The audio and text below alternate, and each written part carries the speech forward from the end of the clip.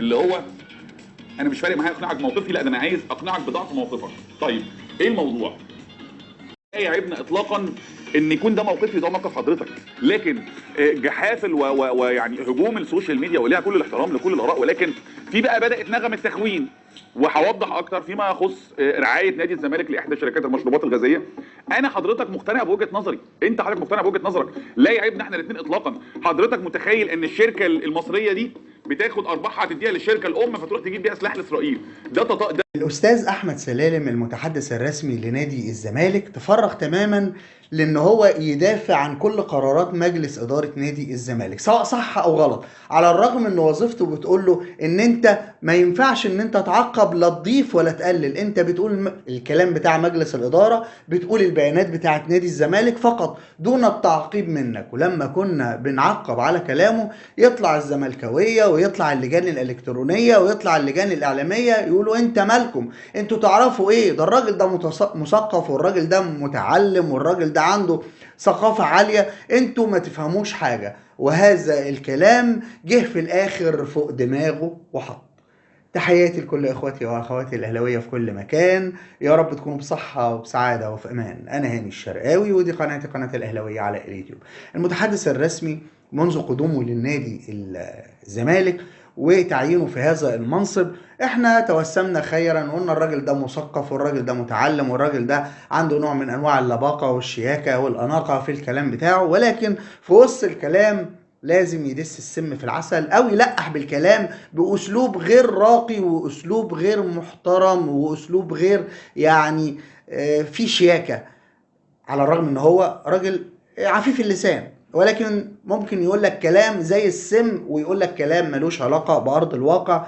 وهذا ما حدث في مواقف كتيره واحنا طلعنا ردينا عليه. ولكن كونه انه يطلع ويبرر موقف اداره نادي الزمالك بالتعاقد مع شركة مياه غذائية وشركة يعني في مقاطعة ما بينها ما بين بعض الجماهير المصرية، وكانت جماهير نادي الزمالك يعني أخدت يعني أسبوع أو 10 أيام صياح على النادي الأهلي. هو ده النادي الأهلي بتاعكم؟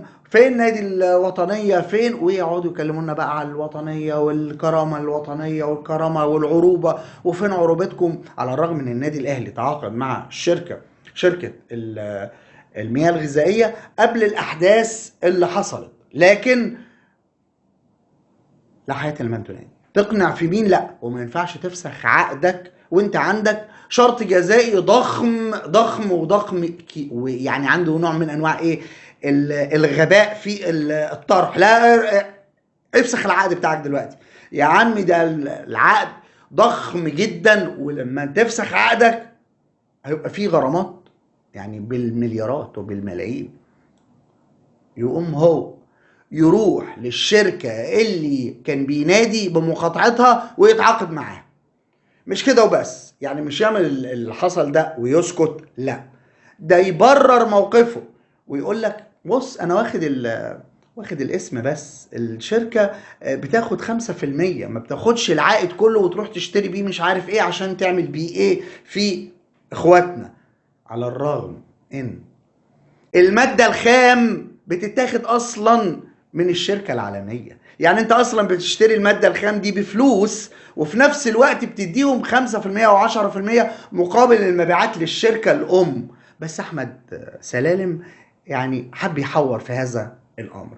انا مش هطول على حضراتكم، تعالوا نطلع ونسمع ونشوف الاستاذ احمد سلالم وتعالوا لي مره اخرى عشان نكمل كلامنا. بس وانت بتتفرج على الفيديو اخويا حبيبي الاهلاوي واختي المحترمه الاهلاويه، ما تنسوش تدعمونا بلايك وشير. اول مره تشوفوني اول مره تخشوا قناتي تشتركوا في القناه وتفعلوا زر الجرس وتختاروا كل الاشعارات عشان ما يفوتكمش اي فيديو بينزل على قناتنا وقناتكم قناه كل الاهلاويه على اليوتيوب. يلا نطلع ونسمع ونشوف الفيديو ونرجع نكمل كلامنا.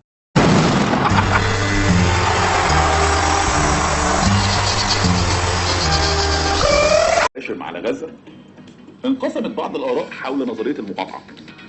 ونظرية المقاطعة الاقتصادية هي نظرية فعالة في أوقات كتير جدا، مرة ضد احتكار بعض التجار، مرة لمواقف سياسية، مرة لمواقف اقتصادية.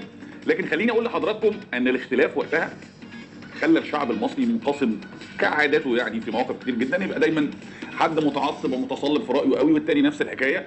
وحتى لما بتحصل مناقشه المشكله ان المناقشه بتروح في اتجاه هو انا عشان ابقى صح فلازم انت تبقى غلط، يعني انا بقى بطلع لك انت غلط ليه مش انا صح ليه.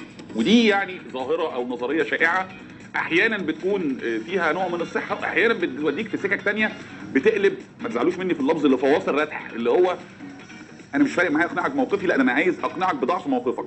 طيب ايه الموضوع؟ ايامها اتقال نظريتين كاملين. واحده بتقول قاطعوا جميع الشركات اللي ليها علاقه بالغرب اللي بيدعم العدوان، حتى لو هذه الشركات ليها فروع هنا او فرانشايز، يعني واحد اخد الاسم وبيديهم نسبه. في نظريه تانية وانا اعلنتها قبل ايامها بصفه شخصيه ولا اخجل اطلاقا وما زلت مقتنع بيها، وهي ان انا لازم افرق ما بين مقاطعه السلع الاجنبيه تامه الصنع اللي هي 100% من قيمتها رايحه للبلد سين او صاد الاجنبي اللي بيدعم العدو الصهيوني، وبين الفرانشايز. ايه هو الفرانشايز؟ اللي هو شركه اجنبيه بتدي الاسم لشركه مصريه مقابل ان الشركه المصريه دي بتشغل الاف العمال المصريين، بتبيع في السوق المصري، بتصدر من السوق المصري، وبتدي نسبه بسيطه جدا من ارباحها احيانا لا تتعدى 5% مقابل استخدام الاسم. انا ساعتها كان وجهه نظري واعلنتها وما زلت بعلنها، ان انا مش معنى ان انا اجي اخلي واحد يعني اوجعه فاقوم قاطع صباع انا، لا مش منطقي. يعني انا النهارده لازم اقيس حجم الضرر. والله انا لو قاطعت الشركه الفلانيه دي او سلسله الكافيهات الاعلانيه اللي انا اخد اسمها هنا هضر الاجنبي بنسبه 5% والمصري بنسبه 95%. قاطعت الشركه الفلانيه دي او سلسله الكافيهات الاعلانيه اللي انا اخد اسمها هنا هضر الاجنبي بنسبه 5% والمصري بنسبه 95%، لا انا ده مش هقاطعه، انا هقاطع تام الصنع. وبالمناسبه انا كنت اتمنى مقاطعه تام الصنع دي تبقى بوازع اقتصادي وطني مصري مثلا عشان حمايه الجنيه من انهياراته مثلا، ولكن طبعا فلسطين غاليه علينا ولا يعيبنا اطلاقا ناخد موقف عشانها. طيب اللي صمم يقاطع عنده وجاهه في وجهه نظره، هو عايز يقاطع تماما، على الاقل يوصل رساله، او ان مثلا لو انا قاطعت في مصر وده قاطع في ليبيا وده قاطع في العراق وفي السعوديه، بالمجمل بتاعنا نوجع الاسم الاعلامي الاصلي فيبدا يعني يضغط على صناع القرار في امريكا. النظريتين ليهم وجاهه، ولا من حق حضرتك ان تتهمني بالخيانه لاصراري على دعم المصانع الوطنيه المصريه اللي بتستخدم اسم فقط اجنبي، ولا من حق اتهمك بالحماقه لو انت مصر على نظريتك بمقاطعه اي حاجه ليها علاقه بالاسم الاجنبي. احنا الاثنين صح على فكره ولا يعيبنا، واحنا الاثنين لينا اثار ايجابيه وسلبيه. يعني حضرتك لما قطعت تماما نجحت بشكل غير مباشر انك تدعم براندات مصريه جديده ما كان لها ان تظهر ابدا لولا المقاطعه. يعني النهارده بقينا بنشرب مشروبات غازيه كتيره جدا مصريه لدرجه ان احنا اكتشفنا ان احنا كنا عايشين في وهم الاسماء التجاريه العالميه، وان احنا عاملين منتج مصري جيد جدا وفخورين بيه والحمد لله، اللي هو ايه يعني مصائب قوم عند قوم فوائد. لما قطعنا سين وصاد المنتج المصري زاد. انت حققت نتائج ايجابيه بموقفك، انا ايضا حققت نتائج ايجابيه بموقفي، ان انا لما ما قطعتش المصانع المصريه اللي مشغله الاف العمال قدرت تكمل بنسبه كبيره، وقدرت ان الناس دي بيوتها ما تتقتلش، لان اعتقاد البعض بان الاحلال ما بين سوق راجل شغال شركه مشروبات غازيه بقاله مثلا 30 سنه وليه ضرايب وتامينات وبتاع، ده هيمشي يروح فين؟ شركه مشروبات غازيه جديده؟ طب الشركه الجديده دي هتلحق تجيب مكن وخط انتاج وتزود طاقه وتشيل الحصه دي من السوق، ولا هياخد لها سنه سنتين؟ طب الراجل ده هياكل منين في سنه سنتين؟ الراجل ده شغال في سلسله مطاعم، هل المطاعم الثانيه دي هتديله نفس المرتب والمميزات العائليه والتامين الصحي للمطاعم الاولانيه اللي عندها اشتراطات عنيفه شويه بتديها له؟ اكيد لا. فبالتالي كمل. يبقى احنا الاثنين حققنا ايجابيات وسلبيات، لا يعيبنا اطلاقا ان يكون ده موقفي وده موقف حضرتك، لكن جحافل ويعني هجوم السوشيال ميديا وليها كل الاحترام لكل الاراء، ولكن في بقى بدات نغمه تخوين. وهوضح اكتر فيما يخص رعايه نادي الزمالك لاحدى شركات المشروبات الغازيه. انا حضرتك مقتنع بوجهه نظري، انت حضرتك مقتنع بوجهه نظرك، لا يعيبنا احنا الاثنين اطلاقا. حضرتك متخيل ان الشركه المصريه دي بتاخد ارباحها تديها للشركه الام فتروح تجيب بيها سلاح لاسرائيل؟ ده تصور حضرتك وليه كل الاحترام فيه. انا باصص من ناحيه ثانيه خالص على فكره. الموقف ده ملوش علاقه خالص يعني اللي انا بقوله الراي ده سابق تماما لتعييني اصلا في نادي الزمالك، عشان نبقى متفقين، والفيسبوك ما بيكذبش، لدرجه ان اثناء يعني لما اعلن عن التعيين قال لك انتوا ازاي تعينوا واحد بيدعم او ضد المقاطعه مثلا يعني. المهم فانا بكلم حضرتك في قناعه شخصيه ليس لها علاقه بالموقف الرسمي للنادي. يعني حتى لما سئلت من بعض الزملاء الصحفيين عن موقف النادي قلت لهم هو ما فيش موقف، ده قرار من مجلس الاداره تسويقي بحت، ملوش اي ابعاد اخرى عشان ما نضخمش الامور. لكن رايي الشخصي اللي من حقي اقوله في البرنامج او على صفحتي او مع اصحابي او في اي مكان، انا بقول لحضرتك ليك كل الاحترام ان تؤمن وتقتنع وتشتري فكره المقاطعه الشامله الكامله، وربنا يقدرك وتوصل الفكره دي. وانا ساعتها هقول لك انا كنت غلطان لو وصلت، لو الشركات بره اتاثرت وبلغت الحكومات بالتاثير ده، هضرب لك تعظيم سلام. لكن كذلك انا من حقي اتمسك بموقفي الداعم لشركه مصريه بتصدر ب 42 مليون دولار وبتشغل 6000 عامل مصري وبتصدر لعشرات الدول العربيه والافريقيه حوالينا. انا من حقي ادعمها. صناعه حوالينا انا من حقي ادعمها، صناعه وطنيه وبدعمها. اللي بيتحول من ارباحها نسبه لا تذكر ولن تؤثر من قريب او بعيد في الشركه الام. وجهه نظري، ما تخونيش، ولا انا بتهمك يعني تاني هقول لحضرتك، ولا وجهه نظر حضرتك فيها اي نوع من الحماقه ولا الخطا اطلاقا. وجهه نظر محترمه جدا وممكن انت تطلع صح في الاخر. وانا برضو وجهه نظري ليها وجاهه انها بتحمي الصناعه الوطنيه، لان قطاع كبير من الصناعه الوطنيه معتمد على البراندز، على الاسماء التجاريه العالميه. فايه المانع ان احنا نتفق ان كل واحد فينا رايه ليه وجهه نظر وليه تبرير؟ مش تبرير كمان، كلمه تبرير ممكن تكون مضلله، لا، ليه وجاهه او ليه مقومات حضرتك من حقك قاطع زي ما انت عايز. بس لما انا اقول لك انا هقاطع السلع الاجنبيه تامه الصنع فقط، كامله الصنع، لكن السلع المصنعه على ايدي عماله مصريه انا مش هقاطعها. ليه هذا الحق، ويا ريت تحترم هذا الحق وما تتهمنيش باتهامات وكانها مزايده على مين فينا بيحب فلسطين اكتر. كلنا بنعشق فلسطين وكلنا بنبكي على اللي بيحصل في غزه. وعلى فكره ضد كمان، او يعني مش هدخل مع حضرتك في جدل يعني الكتروني بقى منتشر قوي، واقعد اقول لك طب ما انت بتشرب، مش انت لابس ساعه امريكاني، طب ما انت مش عارف معاك موبايل امريكاني ما تسيبه، طب ما انت راكب عربيه الله، ده انت عامل الحمله بتاعتك على الفيسبوك بتاع زوكربيرج اللي هو من داعمي اليهود الكبار. مش هتخلص. هترد انت تقول لي لا اصل انا ما قداميش غير كده، اصل انا الموبايل مش هرميه في الشارع، لما ابقى اشتري موبايل هبقى اشتري موبايل تاني. هنخش في فواصل تاني. هقول لحضرتك لفظ بايخ شويه، ردح الكتروني بقت منتشره قوي. احنا مش بنعاير بعض، مش بنغلط بعض، مش لازم عشان ابقى انا صح يبقى حضرتك غلط او العكس. ممكن احنا الاثنين نبقى صح. في السياسه بتحصل وفي الاقتصاد. في السياسه لما عملنا اتفاقيه السلام، في ناس ساعتها غلطت السادات وفي ناس كانت مع السادات عادي. لا السادات كان ساعتها بيخون مصر لان مفيش حد بطل قده، ولا ساعتها اللي رفض ذهاب السادات للقدس كان ساعتها راجل مثلا ما بيفهمش خالص. وده مش مقارنه، انا بقول لحضرتك مواقف سياسيه مشابهه، مواقف اقتصاديه. حتى في الدعم البنزين اللي بنتكلم فيه من حقك تماما تشتكي تماما من ارتفاع سعر البنزين. في واحد تاني اقتصاديا بيقول لك لا، ما انا لو ما رفعتش الدعم هضطر مش عارف اعمل كذا وهنخسر كذا والدولار هيبقى بكذا.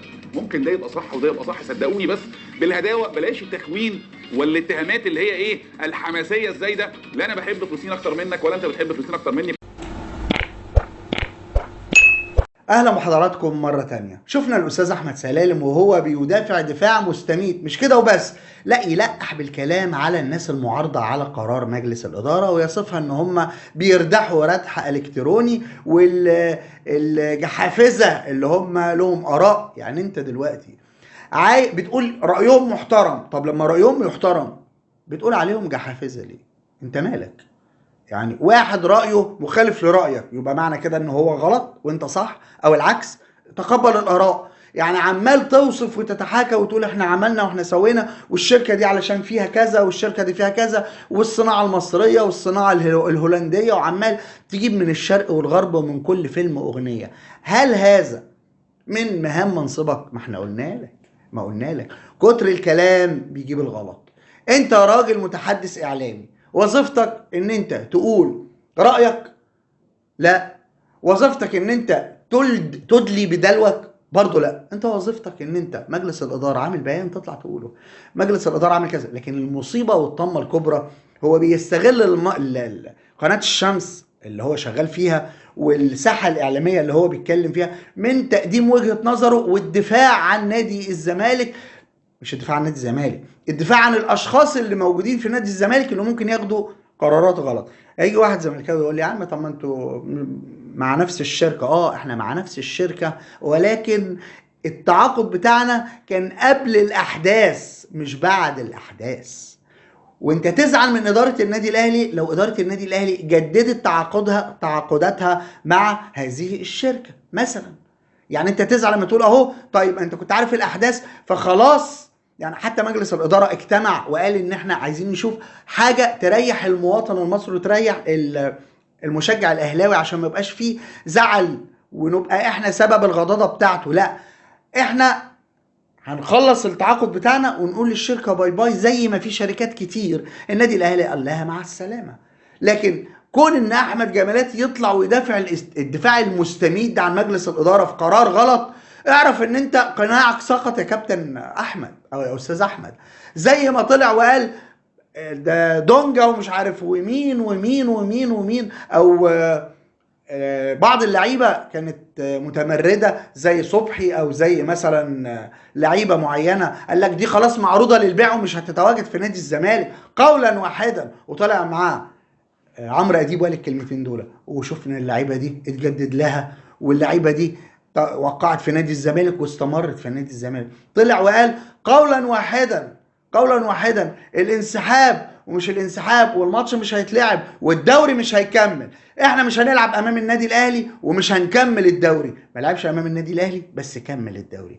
انت عندك رصيد بيقل كل يوم والتاني عند الجمهور الزملكاوي. انت اصلا عايز تتبنى وجهة نظر مجلس إدارة نادي الزمالك وتهاجم الأهلاوي وتهاجم الزملكاوي، على الرغم إن مهام وظيفتك بتقولك إن أنت ما تطلعش تقول رأيك. أنت شفت متحدث نادي الأهلي بيطلع يقول رأيه في موضوع ما، بيطلع يقول رأيه في برنامج ما أو شخصية ما، الراجل بيقول قرارات مجلس إدارة نادي الأهلي ويسكت ما بيعلقش عليها. احنا مش هنحدد لك مهام وظيفتك تقول ايه وما تقولش ايه، لكن في النهاية انت سقطت من نظر جمهور نادي الزمالك.